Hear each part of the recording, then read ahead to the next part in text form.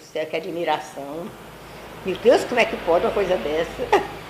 Para mim é uma coisa muito importante. Um dia eu falei para pai, meu pai, sabe? Disse, pai, mas pai, como é que esse rádio fala, pai? Disse, olha, tu vai ver. Ainda é gente caminhando num aparelho. Que conversa é essa? Tu vai ver gente conversando dentro de um aparelho, não sabia televisão não, dentro de um aparelho, conversando, correndo, fazendo toda a coisa. Mas pai, isso é conversa, pai. Pois tu vai ver. Em busca de informações, na tentativa de reconstituir a história da televisão em Imperatriz, descobrimos que até meados da década de 70, ela só existia na imaginação das pessoas. Foi da Missa do Galo de 1975, celebrada pelo Papa Paulo VI, as primeiras imagens exibidas nos televisores imperatrizenses. Antes disso, diversos testes foram realizados. As tentativas frustradas e os embates políticos criaram uma atmosfera de dúvidas e incertezas. Para muitos, tudo já não passava de um sonho.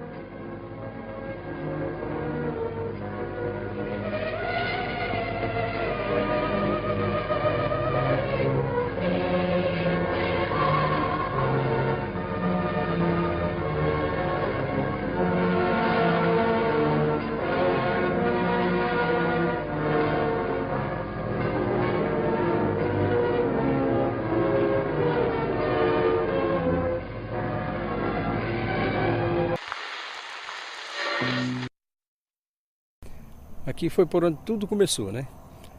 Nesse local que nós estamos aqui, foi improvisado essa torre e essa casinha para que nós pudéssemos fazer aqui os primeiros testes, pegando o sinal que vinha da Embratel, que era aqui na parte de cima, e daqui nós jogávamos para a cidade em caráter experimental. Agora o mato já realmente tomou de conta, acabou com tudo que tinha, mas após isso aqui, foi feito uma casa moderninha, já com construção avançada, onde nós improvisamos o primeiro estúdio, que foi na época da pré-inauguração, que nós jogávamos daqui o sinal para cobrir toda a cidade de Imperatriz e, consequentemente, a região que era abrangente com esse sinal. Começou aqui então a TV Imperatriz, extinta TV Imperatriz Canal 4, que foi a primeira retransmissora da TV Globo. A gente chegou a improvisar algumas torres lá pelo centro da cidade, no intuito de captar algum sinal de televisão. O que realmente não tinha, porque a emissora que ficava mais próxima de nós aqui, de Imperatriz, era Belém, 600 km, São Luís, 600 km. Então não tínhamos como captar nenhuma imagem. Mas a gente ficava naquela de improvisar coisas e botar antena e tentar, na realidade não pegava. Apesar do desenvolvimento econômico de Imperatriz na década de 70, o clima político era de instabilidade. 3 interventores alternaram no poder em menos de 4 anos. No Brasil, predominava o regime autoritário. O ideal de integração nacional proposto pelos militares incluía a expansão das telecomunicações e da radiodifusão, que chegam em Imperatriz com a nomeação do interventor Carlos Alberto Barateiro da Costa. Em sua plataforma de governo, uma das prioridades era a implantação do sinal de TV. Com isso, ele monta uma comissão específica para trabalhar este projeto, e dali surgiria a primeira emissora da cidade. Fizemos a reunião e fomos andar no comércio para arrecadar dinheiro para fazer compra dos equipamentos que se faziam necessário para a implantação deste projeto. Daí, dessa primeira reunião, partimos para angariar fundos e depois fizemos outra reunião para saber quem ia comprar esses equipamentos naquela época na cidade de Manaus, capital do estado do Amazonas. E ficou designado nessa reunião que seria eu e o meu compadre Francisco Marques Ramos. Eu, pela facilidade de conversar com o povo, e o Ramos, por ser o técnico, para ver o que era necessário para se comprar, para fazer a implantação desse sistema aqui em Imperatriz. Isso aqui tudo, não se pode negar, foi iniciativa de seu Francisco Marques Ramos, tudo com ele. Eu, na realidade, era um auxiliar, né? Que eu também era técnico e trabalhávamos de comum acordo, então nós estávamos juntos nessa batalha. Mas tivemos, é claro, apoio, como eu acabei de citar, o apoio de muita gente que voluntariamente colaborou para a vinda dessa televisão Imperatriz. Hoje, no Dia Internacional da Comunicação, nós vamos mostrar para vocês o pai da comunicação Imperatriz. O senhor Ramos, que implantou a Imperatriz, que deu à Imperatriz a primeira imagem e o primeiro sistema de comunicação em Imperatriz. Senhor Ramos, como foi? Conte um pouco dessa história para nós. Rapaz, eu cheguei aqui em 1963. Não existia nem luz elétrica ainda, né? Mas eu já vinha imbuído lá do sul, onde eu tinha vindo, com imagem de televisão na cabeça. E não acostumava a ver a cidade aqui sem nada, né? Resolvi, só havia cinema na época. Então resolvi começar a fazer uma série de experiências, tentando receber, mas só recebia a Venezuela, a Bolívia, Cuba naquela época. E esporadicamente, tinha dia que dava, tinha dia que não dava recepção, né? Montei uma torre, fabricamos uma torre aí de 20 e poucos metros. E assim nós começamos. E lá nós, através de uma firma do Rio, conseguimos comprar o primeiro equipamento, fazer a primeira transmissão. Só que isso foi 10 anos depois. A ansiedade do povo era tão grande para ver imagem de televisão Imperatriz, que no que nós tínhamos aqui de voluntários, colaboradores, era um batalhão de pessoas. A gente precisava esticar um cabo daqui, aparecia um bocado de gente, mas era gente trabalhando aqui, uns fazendo pico, outros para sair lá, e outros improvisando cabo, e outros colocando postos, enfim. Até nós chegarmos com esse sinal lá no Morro das Ilusões, não foi brincadeira. Então, o que tinha de gente voluntariamente trabalhando para ajudar, não dá no gibi. Foi uma coisa assim, uma história fantástica, porque todo mundo tinha interesse em ver. Imperatriz não tinha televisor.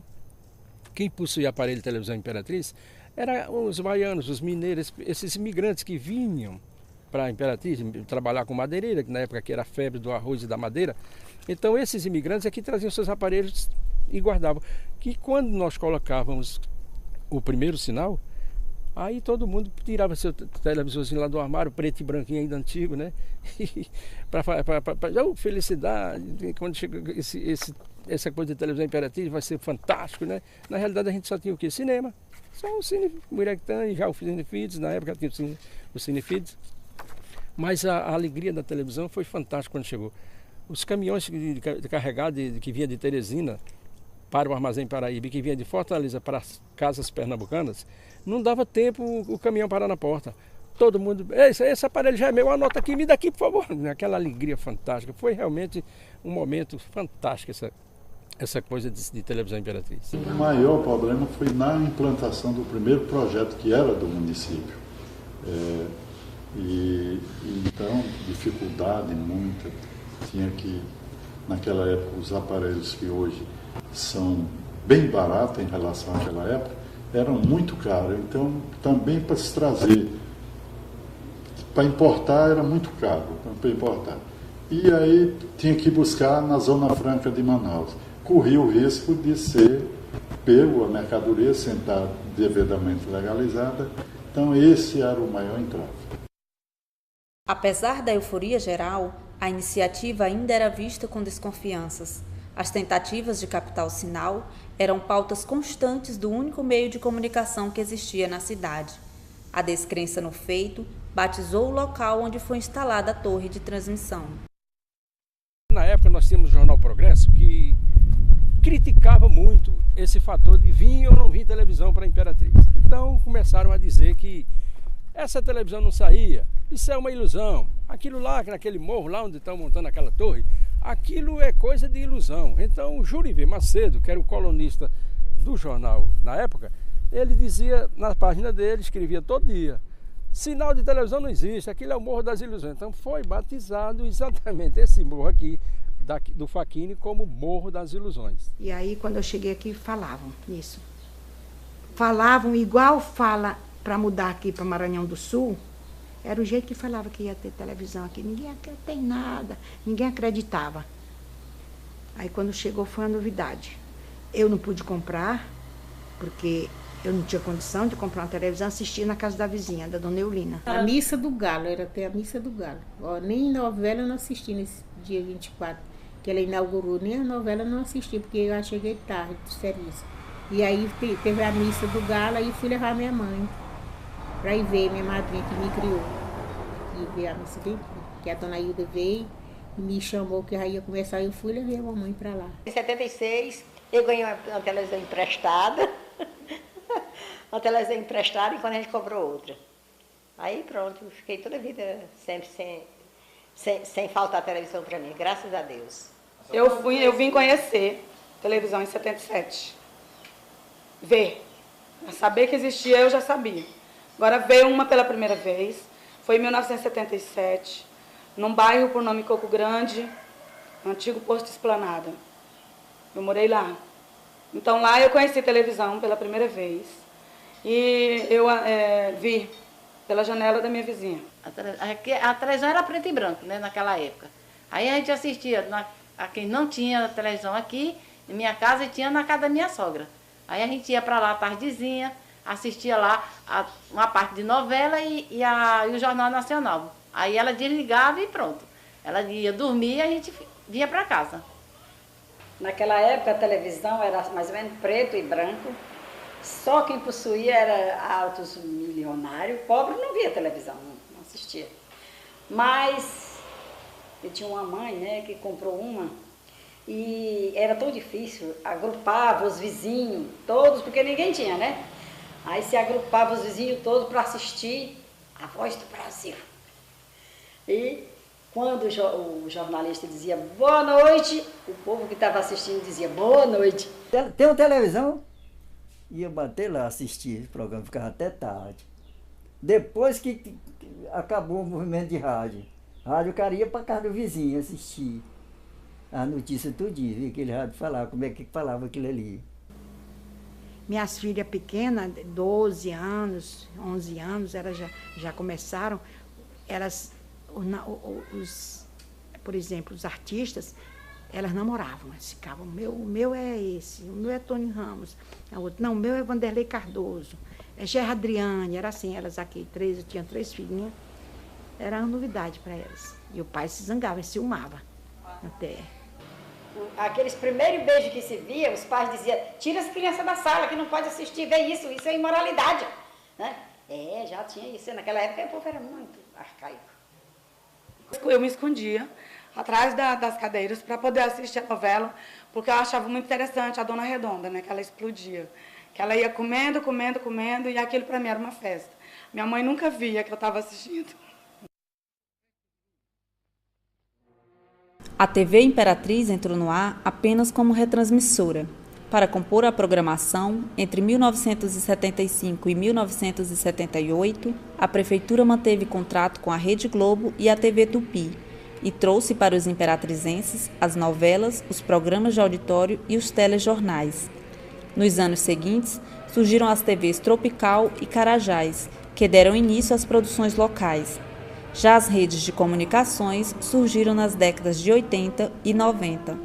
Com sua popularidade inquestionável, a TV se firmou como principal meio de informação e entretenimento. Em nossa busca pela história da TV Imperatriz, percebemos que as ilusões do passado deram lugar a um outro imaginário. Quando desponta os cabelos brancos, a gente beira os 70, se não fosse minha televisão, eu estava muito só, porque eu sou só, né? Morreu o pai, morreu a mãe, morreu o filho, morreu o marido. Aí eu sou muito só, né? Minha televisão, minha companheira. Eu acho que a televisão veio a calhar. Para mim foi muito bom. Para mim, né? Precisa eles inventar uma coisa ainda melhor, né? Ainda, porque até agora...